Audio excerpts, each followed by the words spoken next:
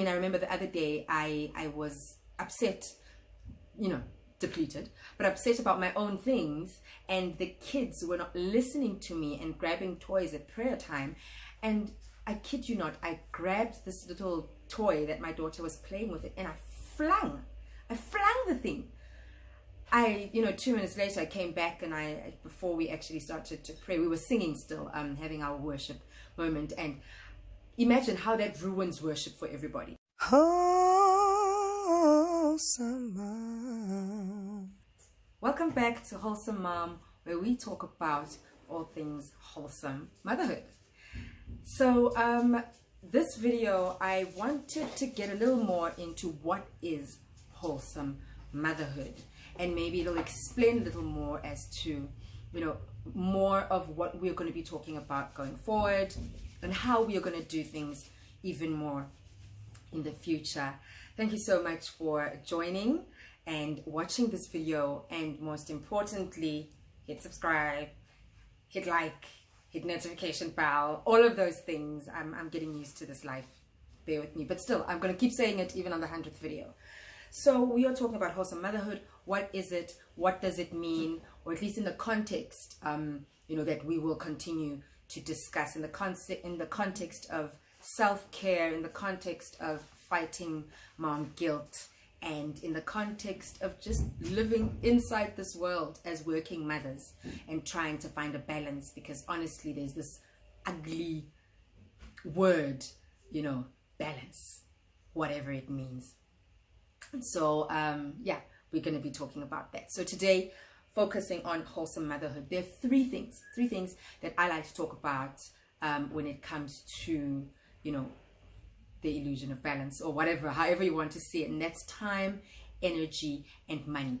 Those three things for me are so important, because if you miss out on one of them, something else is going to suffer, and you will be led to burn out and all sorts of other complications. So I want to get into those three things: time, energy, and money. And so you can go ahead and pause, go and grab yourself something nice to drink. I am here with my sampan, and we can get into the topic. So I'm going to start off with time. Time is that one thing that we never have enough of. You know what I mean? I just took 3 seconds to take a sip. You know how often I wait to reward myself with things like a sip. Okay, I'm gonna go and do 1, 2, 3, but first I must do this. As if there isn't enough time in the world. And the truth is, there'll never be enough time in the world. We will never have time to take care of ourselves. We will never have time to do the self-care things. And by self-care, I'm not referring to going to the spa. I'm not referring to, you know, your hashtag self-care type things, but I'm talking about the real things that we need to do to make sure that we are able to pour from an overflowing cup. Now, I speak a lot about an overflowing cup, and you'll hear me mention this word a lot, because pouring from a full cup just doesn't work for me anymore. Pouring from a full cup means that I'm closer to running on empty. You know what I mean? Pouring from a full cup means I am depleting again. And to be honest, it's not possible to think that you can keep going without depleting in any way, shape, or form. So I like to pour from an overflowing cup. And if you've seen a video that I shared on Instagram quite a while ago, actually, about what it means to pour from an overflowing cup, is that, so if you've got a cup and saucer, right? So you've got your cup and saucer, and you pour into the cup, and everything flows onto the saucer. You can give away what's in the saucer and not feel like your cup is being emptied, so that on the days when an emergency comes around, on the days when potty training, like some of us are dealing with, shows you flames, you've got something in the reserves. But when you are pouring from a full cup, and you miss out an opportunity to refill, you end up with a cup sitting where my drink is sitting now. And that's a dangerous place to be. Most importantly, the impact, the effects, the outcomes of not pouring into yourself, not taking care of yourself, don't just affect you. They affect everyone else. It is more selfish. Listen to me well. It is more selfish to give, not take care of yourself than it is to take care of yourself so that you can give. I hope that makes some sense to you. Because at the end of the day, when you are running on empty, you are irritable, you are angry, you are burning out, you are throwing things, you are shouting at people, or at least that's where I am. This, by the way, is a place where we are honest, right? We are truthful, and we are honest about what it actually looks like behind the camera. Because I mean, I remember the other day I was upset, depleted, but upset about my own things, and the kids were not listening to me and grabbing toys at prayer time. And I kid you not, I grabbed this little toy that my daughter was playing with, and I flung the thing. 2 minutes later I came back, and before we actually started to pray, we were singing still, having our worship moment, and imagine how that ruins worship for everybody. We're in the middle of a song, and then here is mommy flinging toys just because she said focus on prayer and don't play. But that's because I was having my own drama. That's because I thought I had my cup refilled, and then it was so quickly emptied, and I was upset. But can you imagine if I didn't have something to go to after all of that? Or I was so beyond empty that I couldn't even pause and apologize. Can you imagine the impact that it has on my children? So taking care of yourself becomes that much more important, and making the time to do so is just vital. The time, like I said, will never avail itself. We will always have too much to do. So it is important for us to create the time. Make the time to do the things that fill you up, the things that recharge you. Are you a morning person? Then wake up in the morning and do things in the morning, so that by the time they wake up and start to draw, you are full. Are you a night owl that fills up at night? Then fill up at night. Do the things that fill you, so that you are able to pour out again. The second element, as mentioned, is energy.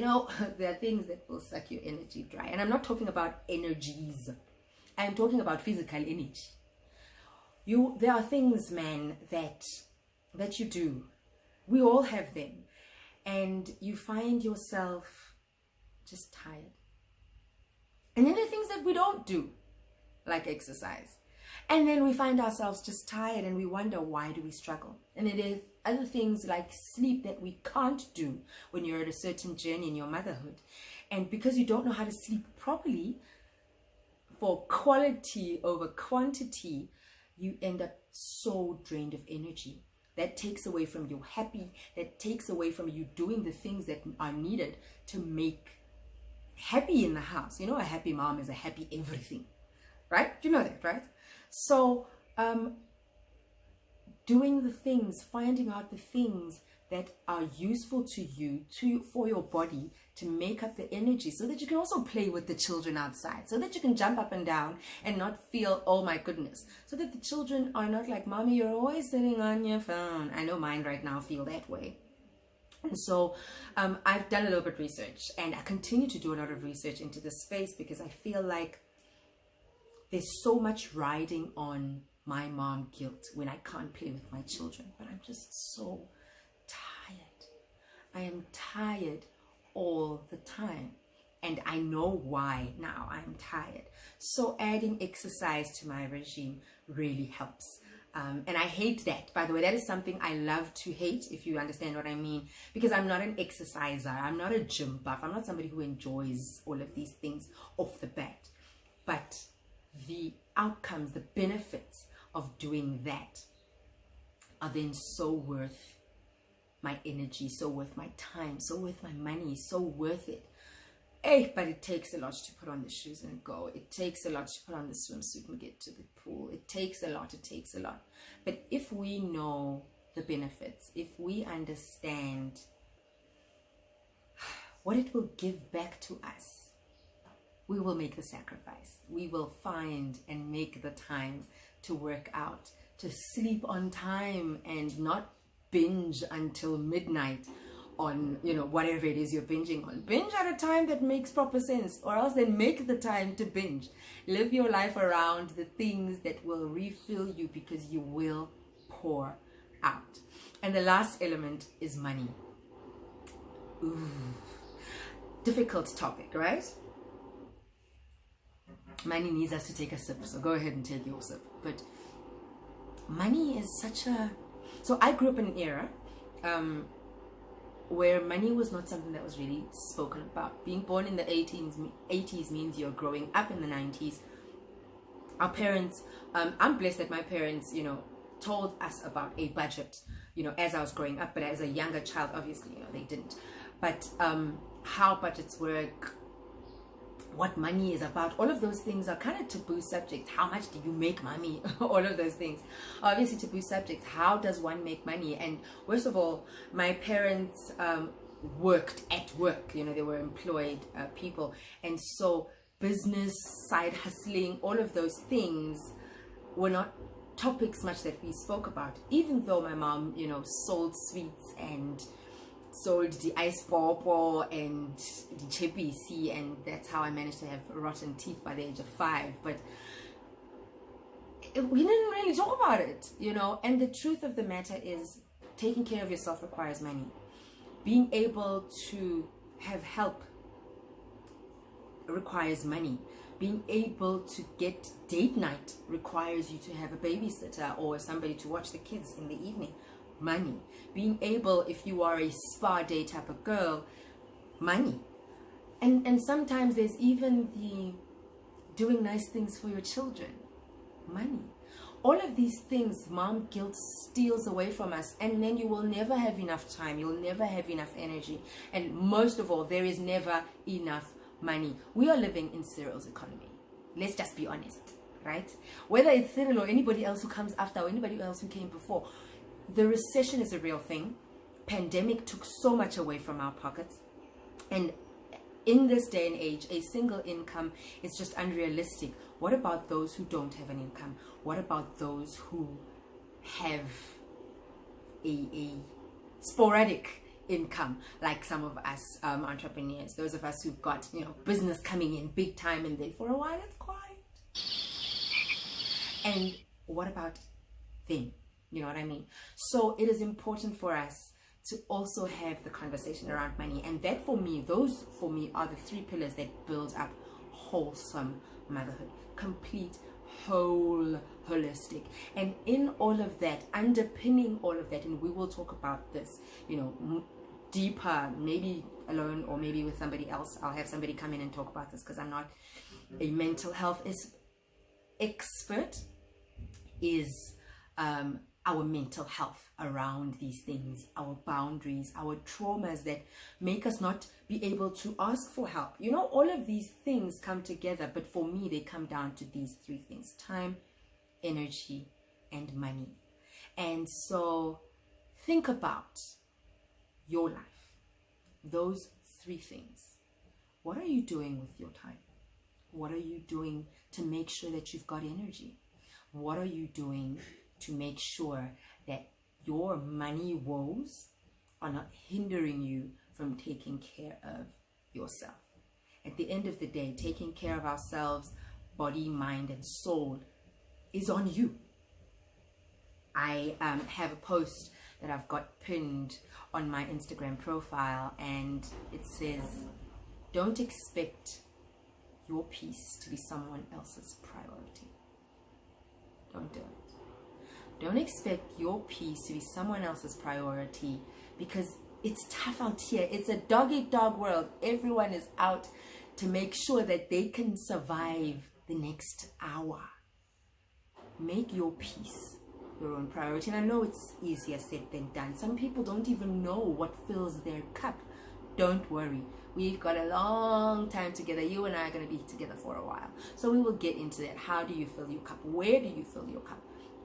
How do you even find the time? I said make the time. How do I make the time when I've only got 24 hours in a day like everybody else, and I've got work 9 to 5, and I've got this, and I've got, look, I've been there, done that. I've got all of those things. I've had all of those things.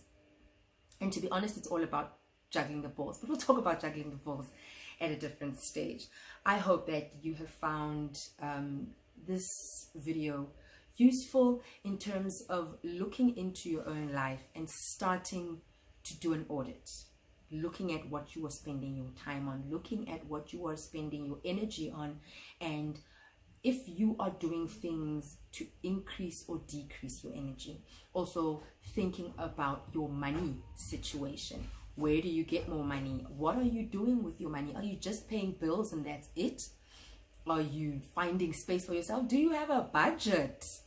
Like, anyways, we will obviously, continue to talk more of that, but I wanted to introduce to you guys the concept, the idea of the wholesome mom, the wholesome motherhood, and what all of that means and will mean. Come back next week, Wednesday evening. We will be talking about mompreneurship. And by the way, mompreneurship does not talk to mothers who are businesswomen as their main hustle. If you have a side hustle, if you have something you're doing on the side to make a couple of bucks, you are a mompreneur. So come back next week.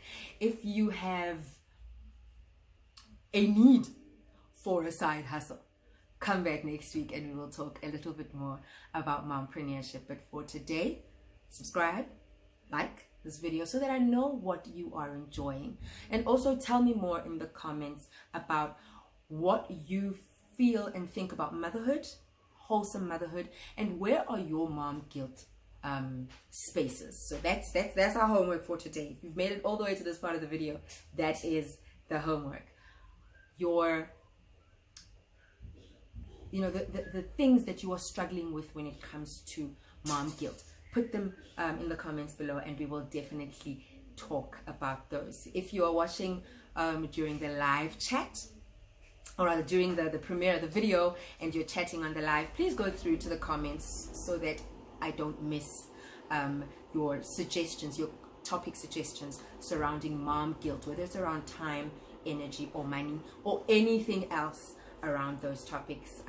Please check them out. If you are following me on Instagram, in my highlights there is a topics tab, and I've got a couple of example topics that we will be running through there. So come on in, join the party, and let's become wholesome moms.